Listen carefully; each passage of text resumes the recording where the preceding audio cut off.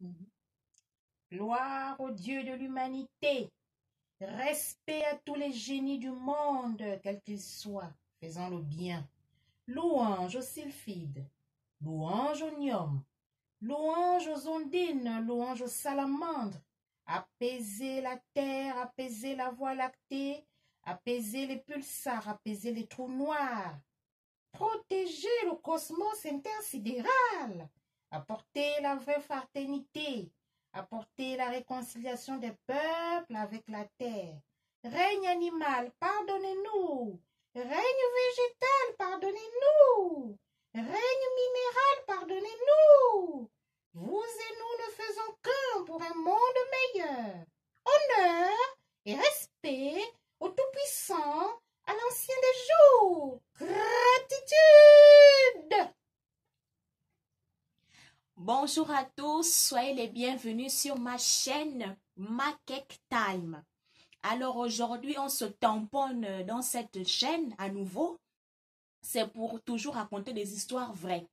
Donc cette chaîne Makek Time est dédiée aux histoires vraies vécues par moi personnellement ou par mes proches. Aujourd'hui, je vais vous raconter une histoire qu'a vécue personnellement ma mère. Comme vous le savez, ma mère, elle est enseignante. Et là, je vais remonter dans le temps pour vous parler du moment où elle venait à peine de sortir tout fraîchement de l'ENS. C'était dans les années 2000. Donc, à peine sortie de l'ENS, on donne à ma mère deux terminales qu'elle gérait au lycée Jean-Hilaire Obameyege, situé au quartier de Nzanyon. Donc, elle commence son boulot comme d'habitude, mais avec beaucoup de galères parce qu'à ce moment-là, elle n'avait pas de salaire. Donc, elle a fait 2 ans sans salaire et c'était vraiment la galère. C'était très compliqué, très difficile. Donc, quand elle rentrait à la maison, ce jour-là, c'était un jour ordinaire. Et elle rentrait à la maison chez elle, elle ne savait pas ce qu'elle allait manger parce qu'elle n'avait pas de salaire à ce moment-là. Elle avait fait 2 ans sans salaire, dans la galère, c'était vraiment difficile. Elle trouve donc une de ses voisines, donc c'était une dame d'un certain âge à cette époque-là. Elle avait 8 enfants à sa charge. Et cette dame-là, comme elle savait que ma mère passait des moments difficiles, elle était sans salaire, nouvellement sortie de l'école nationale supérieure. Donc, elle s'est dit, elle va prendre ma mère comme son enfant. Donc, elle a préparé un plat de feuilles de manioc. Donc, un plat local au Gabon. Elle a préparé ce plat de feuilles de manioc-là. Elle a attendu que ma mère fasse la sortie des cours, donc à 13h30. Et quand ma mère est arrivée, elle habitait à ce moment-là au quartier PK7. Pour ceux qui connaissent Libreville, vous connaissez où se situe le quartier PK7. Donc, arrivée au PK7, elle trouve cette voisine-là qui dit « Ah, ma fille, vraiment, sous le soleil comme ça, là, j'ai pitié de toi, mon enfant, vraiment. Je sais que tu passes des moments difficiles, très difficiles même, Stacy. Mais j'ai pensé à toi ce midi. Je me suis dit, vraiment, je ne peux pas te laisser comme ça. Moi, j'ai mes enfants ici, ils mangent, je leur donne à manger. Donc, j'aimerais aussi te prendre comme mon enfant. Voilà le plat de feuilles de manioc que j'ai préparé pour toi. Et c'est comme ça que Stacy aussi, vous n'imaginez pas, il y avait la galère. Donc, quand on lui a présenté le plat de feuilles de manioc, ma mère a dit, oh mon Dieu, elle a remercié cette dame-là que maman, merci beaucoup. Merci beaucoup, maman. Vraiment, j'avais faim. Je me demandais ce que j'allais manger ce midi. Mais heureusement, Dieu m'a écouté. Dieu a écouté mes prières. Et voilà, je trouve un bon plat de feuilles de manioc comme ça. Vraiment. Maman, merci beaucoup. Merci. Donc, ma mère, elle a pris le plat de feuilles de manioc qui était déjà dans une assiette, déjà servi. Hein. Elle a amené le plat de feuilles de manioc chez elle. Elle s'est assise dehors parce qu'il faisait très chaud. Donc, rester à l'intérieur, c'était vraiment impossible. Avec cette chaleur-là, elle s'est assise dehors pour pouvoir déguster son plat de feuilles de manioc tranquillement. Et là, elle ouvre donc l'assiette. Il y avait une assiette au-dessus qui couvrait le plat. Donc, quand elle ouvre le plat de feuilles de manioc pour commencer à le manger, au même moment, il y a un autre voisin qui était à ce moment-là, il travaillait comme monteur vidéo. Donc, il faisait des vidéos pour des clips gospel. Et vu que ma mère, elle s'entend très bien avec ses voisins, avec tout le monde. Donc, elle connaissait très bien ce jeune homme-là qui était d'origine sud-africaine. Elle lui avait même prêté son caméscope pour pouvoir faire ses réalisations de clips vidéo. Donc, il y avait une très bonne entente entre les deux. Et c'est comme ça que ce jeune-là, il passait par là au hasard comme ça. Il allait à la boutique aller chercher quelque chose à manger. Et quand il passe par là, il voit ma mère qui est assise devant son appartement, qui s'apprête à déguster le plat de feu de manioc. Mais quand il regarde le plat de feu de manioc comme ça là, il a vu qu'il y a quelque chose, il y a un problème.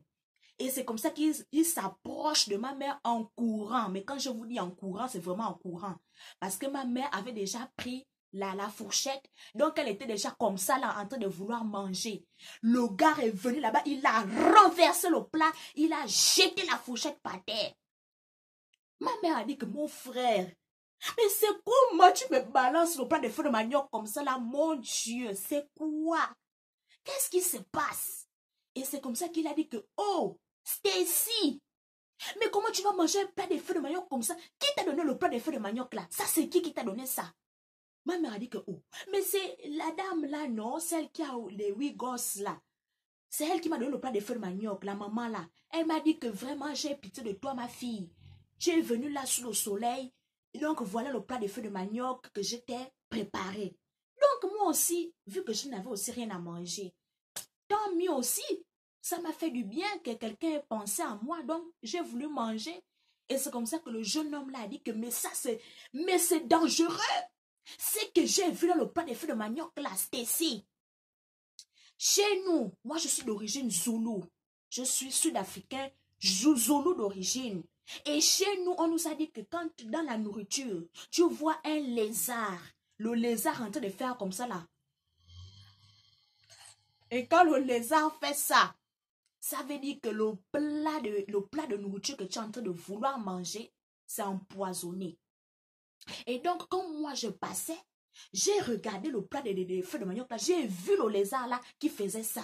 Et c'est comme ça que je suis venue t'empêcher de manger ça parce que c'est empoisonné. Allons chez la maman là qui t'a donné le plat de feu de manioc là. Elle va nous expliquer ça dans le quartier aujourd'hui. Et c'est comme ça que le jeune homme et Stacy se sont dirigés vers la maison de cette dame. Et la dame a dit, oh non, vraiment, comment vous pouvez m'accuser? Je vous ai fait quoi, mes enfants? Vous m'accusez, moi je n'ai rien fait. Voilà mes 8 enfants qui sont là. Hein? J'ai déjà empoisonné qui ici dans le quartier? C'est pas la première fois que je prépare à manger ici pour les enfants du quartier. Jusqu'à maintenant, aujourd'hui, là, on veut m'attribuer maintenant un empoisonnement. Et c'est comme ça que le Sud-Africain a dit que maman, tout ce que tu es en train de nous dire là, c'est long. Ce que j'ai vu dans le plat de feu de manioc là, j'ai vu un lézard qui faisait comme ça là. Et quand chez nous les Zoulous, quand le lézard fait ça, tu vois ça, comment le lézard fait, qu'il lappe comme ça là, ça veut dire que le plat là est empoisonné. Moi je suis Zoulou maman, je ne suis pas Gabonais, je suis Zoulou. Donc tes choses que tu es en train de faire là, tu m'arrêtes ça tout de suite. Tu as voulu tuer la pauvre fille. Hein?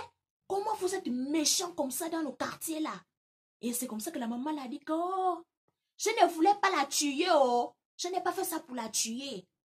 J'ai seulement fait ça parce que j'ai vu que la fille là, elle vient à peine de finir l'école. Elle a déjà trouvé le travail. Elle commence déjà à travailler. Alors que mes enfants sont là, mes enfants traînent là. Il n'y a même pas une de mes filles qui a trouvé un bon boulot. Hein? Maintenant, à peine elle vient de finir. À peine elle a déjà le travail. Vraiment, c'est injuste. Donc, c'est à cause de ça. Mais ce n'était pas pour la tuer, hein. C'était seulement pour lui donner une maladie. Donc, la maladie, là, devait la ralentir dans son travail. C'était pas pour la tuer. C'est comme ça que les gens du quartier ont crié sur la maman, là, que vraiment, où est la différence entre tuer et donner la maladie? C'est toujours le mal. Et la maladie amène à la mort. Comment tu peux dire que ce n'est pas pour la tuer? Mais franchement, c'est pas normal. Pour une maman de votre âge, vraiment, vous faites honte aux gens. Et avec tout ça, l'histoire est arrivée jusque chez la tante paternelle de ma mère qui habitait aussi dans le même quartier. Et c'est comme ça que la tante paternelle aussi de ma mère s'est déplacée voir cette dame pour demander également des explications. Et cette dame-là, en voyant que tout le quartier était au courant de son méfait, elle a décidé de quitter le quartier et d'aller sur la route. Donc, elle devait se rendre au PK60. Elle a décidé d'aller se cacher là-bas un moment, le temps que les choses se calment, parce qu'elle n'en pouvait plus de la honte et des regards des gens dans le quartier. Donc, elle a fait ses bagages, elle est partie sur la route du PK60, aller rester là-bas. Et puis, au bout d'une semaine, les enfants de cette dame-là apprennent que leur maman est décédée des suites de... Elle a été renversée par un chauffard et elle est décédée. Et c'est comme ça que les enfants-là sont venus annoncer cette nouvelle-là à Stacy. Et quand Stacy a entendu ça, Stacy a culpabilisé. Stacy a dit que mon Dieu, Atarazam, Anani, mon Dieu, la maman là, Anani, et qui est Azam. Ça c'est quelle histoire, mon Dieu. Donc voilà comment l'histoire se termine. Cette maman-là, malheureusement, elle est décédée là-bas au PK60. Donc voilà, c'était l'histoire du jour que j'avais à vous partager aujourd'hui. Donc la moralité de cette histoire, c'est quoi? Eh bien, la moralité de cette histoire, c'est que ne faites pas confiance aux gens. Ne jamais faire confiance aux gens. Donc si quelqu'un vous donne quelque chose, même un plat de nourriture, quoi que ce soit, et que vous n'avez pas vu comment ce plat de nourriture a été préparé, comment ce plat a été fait pour être mis au feu, ne mangez pas, oh. Sinon, vous allez mourir avec l'empoisonnement. Ne mangez pas n'importe où. Même si vous avez faim comme quoi, même si ça fait 4 jours, même si ça fait 5 jours que vous n'avez pas mangé, ne mangez pas. Parce que dans la vie là, la vie est très dangereuse. Les gens sont très mauvais. Donc voilà, c'était la leçon de morale du jour. Gloire au Dieu de l'humanité, respect à tous les génies, louange aux sylphides, louange aux gnomes, louange aux ondines, louange aux salamandres, apaiser la terre, apaiser la galaxie, apaiser tous les pulsars, apaiser les trous noirs, protéger le cosmos, apporter la vraie fraternité, apporter la réconciliation au règne animal, pardonnez-nous,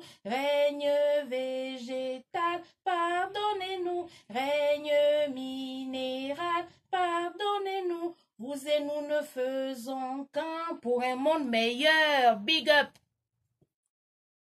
Prenez soin de vous. Au revoir.